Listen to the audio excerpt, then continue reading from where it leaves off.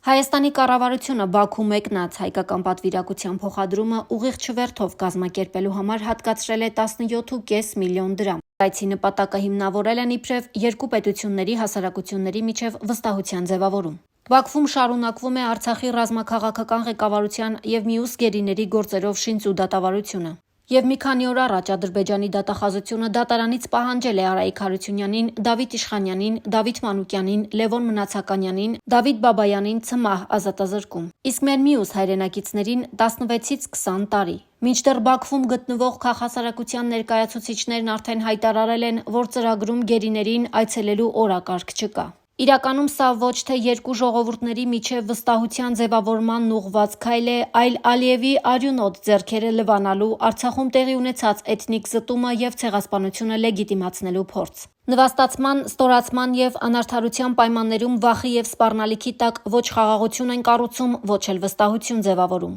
Ալիևի և նրա հանցակից Փաշինյանի նշյալ բոլոր փորձերը ձախողված են։ Պետք է արձանագրել, որ ադրբեջանական կողմը ընդամենը բաց հանդիպում է ունեցել իր ազդեցության գործակալների հետ։ Դրանք հայ ժողովրդի և Հայաստանի քաղաքասարակության հետ ոչ մի կապ չունեն։ Այս մասին գրել է ՀՅԴ Գերագույն մարմնի ներկայացուցիչ Իշխան Սաղաթելյանը։